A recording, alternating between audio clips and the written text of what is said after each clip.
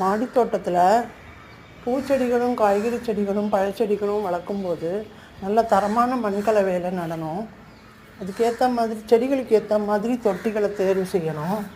அதுக்கப்புறம் விதவிதமான உரங்களை வீட்டிலையே தயாரித்து கொடுக்கலாம்.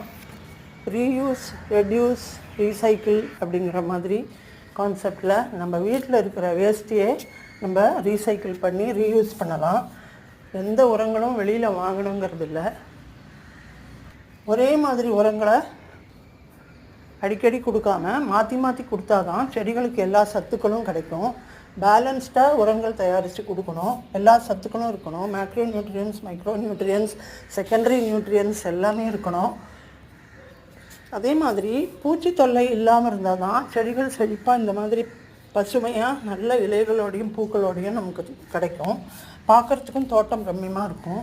இப்போ பூச்சி தொல்லை எந்த பூச்சியாக இருந்தாலும் எந்த நோயாக இருந்தாலும் வரதுக்கு முன்னாடியே காக்கிறது தான் பெஸ்ட்டு.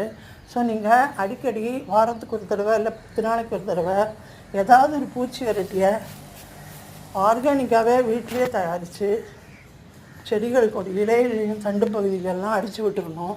அப்போ உங்களுக்கு பூச்சிகளே வராமல் செடிகளை நல்லா செழிப்பாக காப்பாற்றலாம். இந்த பச்சை மிளகாய்க்கு எப்போவுமே இலை சுருட்டல் நோய் தான் வரும். அது வராமல் இருக்கிறதுக்கு ஒரு கைப்பிடி வெங்காயத்தோலை 1/2 லிட்டர் தண்ணியில் ஒரு நாள் ஊற வச்சு 2வது நாள் அதை நல்லா வடிகட்டி இலைகளுக்கும் தண்டுகளுக்கும் ஸ்ப்ரே பண்ணி விட்டிங்கன்னா போதும், இலை சுருட்டல் நோய் வராது.